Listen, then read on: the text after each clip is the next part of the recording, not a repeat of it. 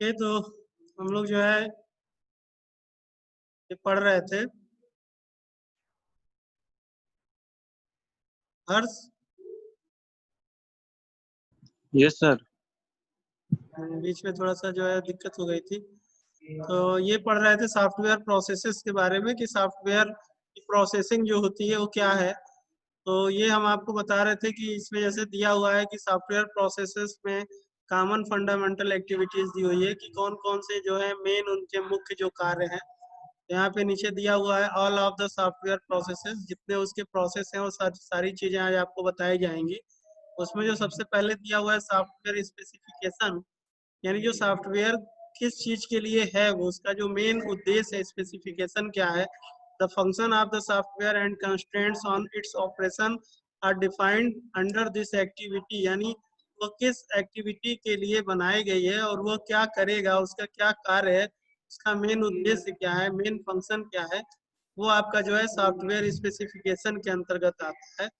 फिर दूसरा टॉपिक है सॉफ्टवेयर डिजाइन एंड इम्प्लीमेंट, यानी आप उसको किस तरह से उसकी डिजाइनिंग करेंगे और जब उसकी पूरी डिजाइनिंग हो जाएगा तो उसको आप कैसे इम्प्लीमेंट करेंगे। ठीक है, designing of software to meet the specification of software, यानी उसकी आप डिजाइनिंग को करके किस तरह से आप उस सॉफ्टवेयर की जो स्पेसिफिकेशन क्या होगा, उसकी क्या क्या दायरा होगा, उसका क्या निश्चित है, उस मतलब वो कैसा कैसा वर्क करेगा। तो ये सारी बातें जो है ये आपका जो है उसके स्पेसिफिकेशन के अंतर्गत आता है। ठीक है, यानी मेन उसका जो मतलब है कि वह किस पर्पज के लिए डिजाइनिंग किया जा रहा है, क्या क्या चीजें हैं उसमें, क्या क्या वर्क हो सकता है। ठीक है, क्या क्या चीजें आपको उसमें मिल सकती हैं, क्या क्या आप उसमें कार्य कर सकते हैं। तो ये सारी चीजें जो होती हैं वो डिजाइनिंग एंड इम्प्लीमेंट के अंतर्गत आती है। फिर अगला है सॉफ्टवेयर वैलिडेशन।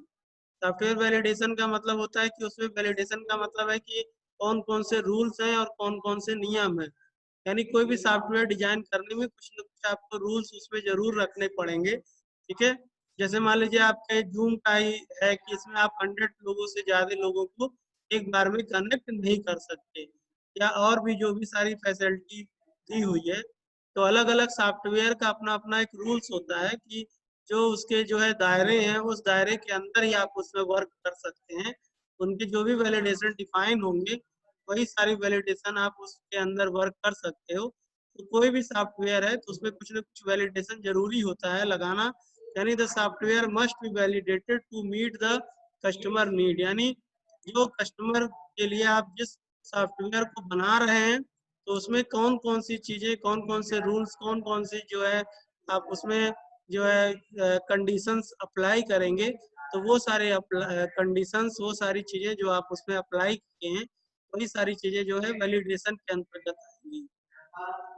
फिर अगला है सॉफ्टवेयर इवेल्युएशन। तो लिखा हुआ है the software must be developed in such manner that it can meet changing customer need. Evaluation का मतलब होता है कि समय समय पर आप उसको क्या करते रहे, अपडेट करते रहें। जैसे आप देखते हैं कि मोबाइल में कोई भी ऐप डाउनलोड करते हैं तो कुछ दिन के बाद वो अपडेट मांगता है, और जब हम उसको अपडेट करते हैं तो उसमें कुछ चीजें डिफरेंट हो जाती हैं, कुछ ना कुछ तो जरूर जो है उसमें डिफरेंट होता है। ठीक है, तो यही इवेल्युएशन होता है, यानी समय समय पे आप उसको कस्टमर की आवश्यकता के अनुसार उसको जो है डेवलप करते रहिए, उसमें और भी चीजें अपडेट करते रहिए, और कौन कौन सी चीजें आप उसमें बढ़ा सकते हैं, क्या क्या चीजें और कर सकते हैं। तो वो जो है जो एक्टिविटी होती है वो जो है इवेल्युएशन के अंतर्गत आती है। फिर आगे दिया हुआ है सॉफ्टवेयर प्रोसेस मॉडल। तो यहाँ पे देखिए दिया हुआ it is an abstract representation of software process, यानी एक प्रकार का ये जो आपका प्रोसेस है वो क्या है, जो किसी भी प्रकार के मॉडल को एब्स्ट्रैक्ट रिप्रेजेंट यानी पूरा उसका वर्क क्या है उसको जो है समझाने के लिए यहाँ पर कुछ चीजें दिया गया है। तो किस तरह से वर्क करता है, उसके वर्क करने में कौन कौन सी प्रक्रिया है, उसको सारी चीजों को डिटेल से समझने के लिए ये आपके जो है मॉडल्स दिए हुए हैं, जिसमें 3 मॉडल दिया हुआ है। एक वाटरफॉल मॉडल दिया हुआ है, एक इलेक्ट्री जो है मॉडल दिया हुआ है, कंपोनेंट बेस्ड मॉडल दिया हुआ है। ये दो चीजों पे है।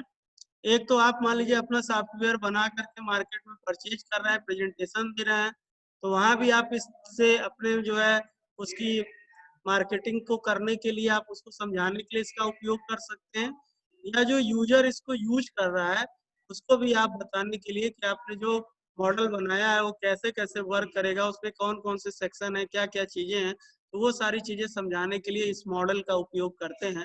आगे जैसे आपको बता रहे हैं, ठीक है, जैसे सॉफ्टवेयर प्रोसेस मॉडल में सबसे पहले इसने लिया है वाटरफॉल मॉडल।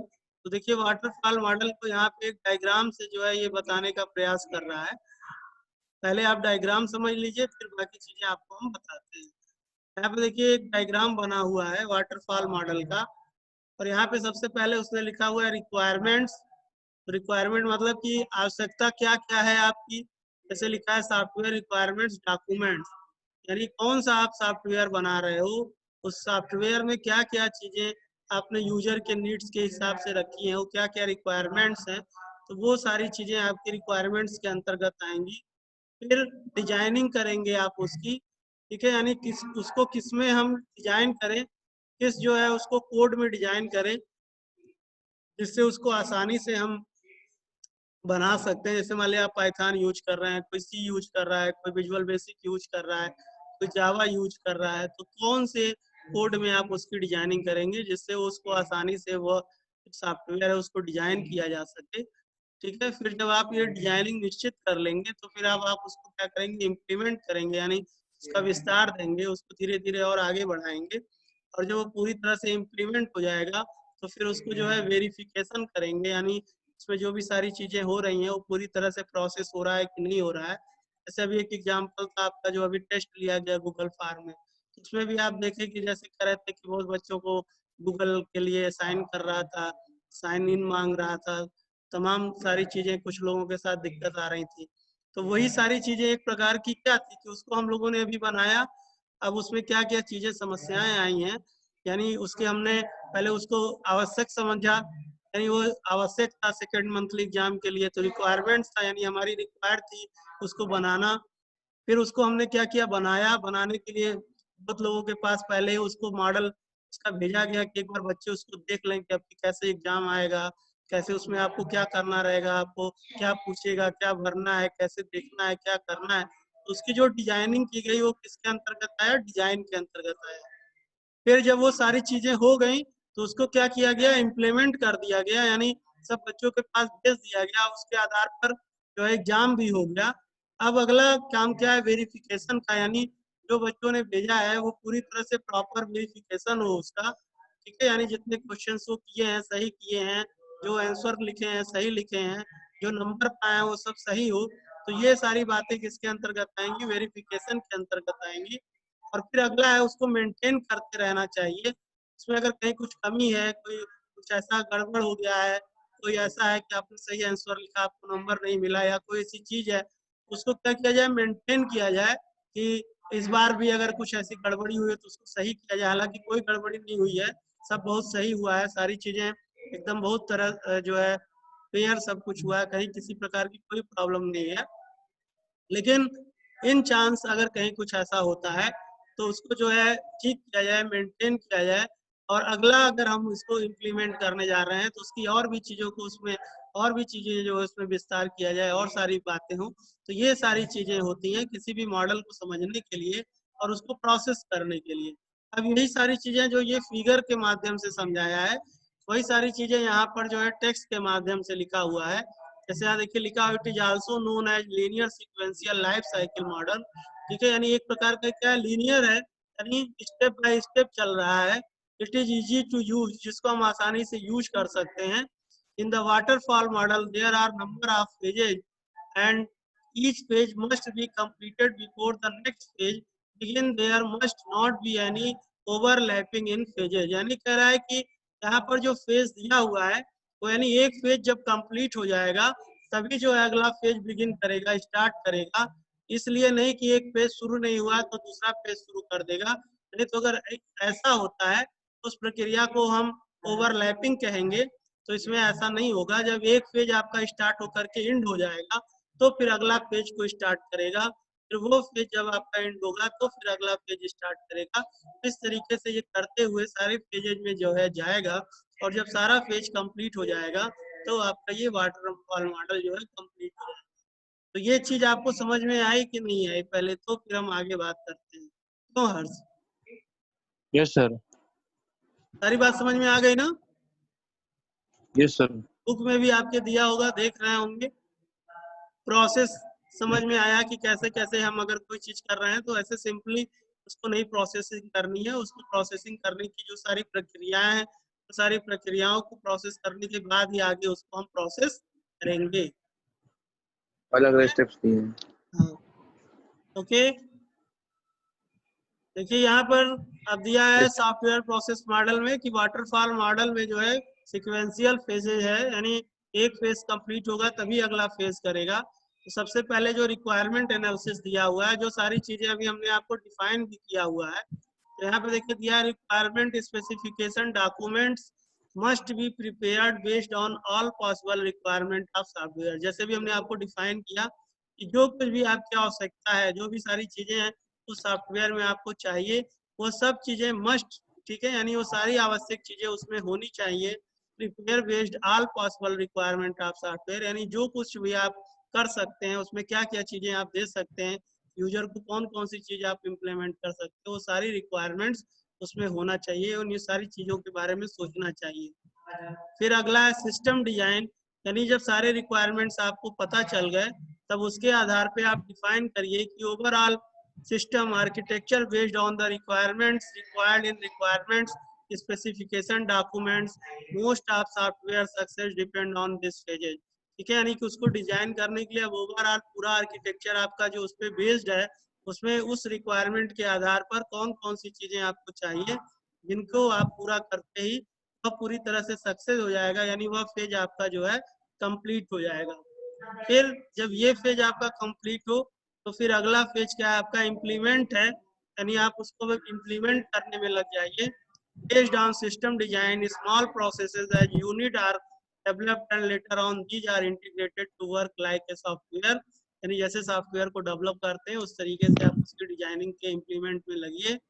फिर अगला है वेरिफिकेशन, यानी testing of the software to check whether it fulfils user requirement, यानी अब आप उसको जैसे अभी हमने आपको बताया कि टेस्ट कर लीजिए, वेरिफिकेशन कर लीजिए कि ये सब चीजें करने के बाद अगर उसको आप मार्केट में प्रोडक्ट लॉन्च करते हैं तो किसी भी प्रकार की उसमें कोई प्रॉब्लम नहीं आएगी, यूजर को समझ में आएगा, यूजर के हिसाब से सारे रिक्वायरमेंट्स उसमें रहेंगे। ठीक है, तो ये सारी चीजें आप उसमें देख लीजिए। फिर जो है अगला दिया हुआ है सम इशूज में arise at client environment to be resolve are as part of maintenance. और जैसा हमने आपको बताया कि कोई चीज बनाने के बाद आपको उसको जो है छोड़ नहीं देना है, आप उसको समय समय पे अपडेट करते रहिए, उसको मेंटेन करते रहिए। तो सम इशूज में arise at client environment to be resolve are as a part of maintenance, यानी सब चीजें आप उसमें जो है उसको उसके हिसाब से आप मेंटेन करते रहिए, उसको दिखाते रहिए, समझाते रहिए। तो ये सारी बातें हैं। फिर आगे जैसे दिया हुआ है सॉफ्टवेयर प्रोसेस मॉडल में, वाटरफॉल मॉडल में ही, कि क्लियर एंड फिक्स रिक्वायरमेंट्स, यानी जो सारी रिक्वायरमेंट्स हैं आपकी सब क्लियर होनी चाहिए। ये नहीं कि डाउट हो किसी प्रकार का, वो सब चीजें आपका पहले से फंडामेंटल क्लियर हो, ये चीजें हम इसमें करने वाले हैं, ये चीजें हम इसमें देने वाले हैं, और वो सारी चीजें फिक्स हो। स्टेबल प्रॉब्लम डिफिनेशन, सारी उसकी जो समस्याएं हैं उन सब चीजों को आप ठीक से समझिए। फिर अगला है टेक्नोलॉजी स्टैटिक, जो भी सारे आप उसमें टेक्नोलॉजी यूज कर रहे हैं वो परमानेंट वाले हो, ये ना हो कि रोज उसमें आप बदल रहे हैं कोई चीज, ठीक है, वो पूरी तरह से स्टैटिक हो। फिर है नो एम्बिगियस रिक्वायरमेंट्स, यानी कुछ ऐसा रिक्वायरमेंट्स ना हो जिसका किसी प्रकार का कोई जो है इफेक्ट वो विपरीत पड़े, ठीक है, यानी वो अच्छा करने के चक्कर में गड़बड़ हो जाए, तो इस तरह का कोई उसमें जो है रिक्वायरमेंट्स ना हो। और प्रोजेक्ट इज स्मॉल, यानी जो आपका प्रोजेक्ट होना चाहिए वो छोटा प्रोजेक्ट होना चाहिए, बहुत बड़ा प्रोजेक्ट नहीं होना चाहिए। यानी आप देखते हैं जो छोटे छोटे ऐप होते हैं, सब ऐप बहुत छोटे छोटे होते हैं, थोड़े थोड़े वर्क करने के लिए होते हैं, बहुत बड़ा प्रोजेक्ट नहीं होता है। तो इसलिए जो आपका प्रोजेक्ट होना चाहिए वो क्या होना चाहिए, छोटा होना चाहिए। तो इस तरह से फिर इधर जो है इसके एडवांटेज दिए हुए हैं। एडवांटेज क्या है, इजी टू अंडरस्टैंड, यानी आसानी से समझ सकते हैं। इजी टू अरेंज, यानी हर टास्क को आप आसानी से अरेंज कर सकते हैं। क्लियर डिफाइन स्टेज, हर स्टेज को आप आसानी से डिफाइन कर सकते हैं। इजी टू मैनेज, इसको आसानी से मैनेज किया जा सकता है। वेल अंडरस्टूड, ठीक है, माइलस्टोन, यानी अगर आप उसको ठीक प्रकार से समझेंगे तो वो एक प्रकार से आपके लिए माइलस्टोन साबित होगा और आपको बहुत दूर तक जो है ले जाएगा, और ठीक प्रकार से समझने वाला होना चाहिए। फिर इसके कुछ डिसएडवांटेज भी दिए हुए हैं, जैसे poor model for long project, यानी कोई प्रोजेक्ट आपको बहुत लंबे समय तक चलाना है तो वो इसके लिए जो है डिसएडवांटेज है। Can not fulfil changing requirement, पूरी तरह से आप इसकी रिक्वायरमेंट को चेंज नहीं कर सकते। No working software is developed, ठीक है, लास्ट पेज, ठीक है, क्योंकि इसमें कह रहा है कि हर पेज को जब कंप्लीट होगा तभी आप अगले पेज में जाएंगे, तो वही कह रहा है no working software develop till last page, क्योंकि लास्ट पेज के बाद फिर अगला पेज तो होगा नहीं, तो जब वो वहां पे कंप्लीट करेगा तो फिर उसके आगे आपका सॉफ्टवेयर वर्क नहीं करेगा, क्योंकि जैसे ही लास्ट पेज पे पहुंचेगा वहां पे आपका सारा वर्क कंप्लीट हो जाएगा। और difficult to measure the progress in phase, क्योंकि हर जो है फेज को प्रोग्रेस करना, मेजर करना ये डिफिकल्ट है, क्योंकि जब एक स्टेप कंप्लीट होगा तभी अगला स्टेप करेगा, फिर दूसरा कंप्लीट होगा तब तीसरा करेगा। तो जैसे हर चीज में कुछ अच्छाइयाँ कुछ बुराइयां होती हैं, ऐसे इसमें भी कुछ एडवांटेज और कुछ डिसएडवांटेज हैं। तो इसी तरह से कई सारे मॉडल दिए हुए हैं, तो जो आपको मॉडल अच्छा लगता है उस मॉडल को आप यूज करके अपना वर्क कर सकते हैं। इसी तरह से अब अगला आपका जो है इवेल्युएटरी मॉडल है, तो ये मॉडल अब आपको जो है कल इसके बारे में बताएंगे। आज आपका वाटरफॉल मॉडल के बारे में हमने पूरा डिटेल से बताया, तो उसके एडवांटेज और बाकी चीजें, उसके प्रोसेस स्टेप, ठीक है, ये सारी चीजें हमने आज पूरा आपको कवर कर दिया है। एक बार फिर से आप अपने बुक में भी इसको स्टडी करिएगा तो समझ में आएगा। और जैसे हमने आपको बताया कि इधर के सारे चैप्टर आपके थ्योरिकल ही हैं, तो इनको आपको थ्योरिकली ही समझना पड़ेगा, और पीछे के जैसे आपके थ्योरिकल क्वेश्चंस हैं वैसे ही सब क्वेश्चंस आपको आएंगे, तो आप इसको एक प्रकार से ठीक से समझ जाओगे तो ये सब चीजें आसानी से आपको समझ में आएंगी। बाकी अब इतना ही, आज आपका क्लास इतने पे ओवर करते हैं, फिर हम लोग कल अपने समय पे मिलेंगे। Okay, good bye. ओके, ठीक है।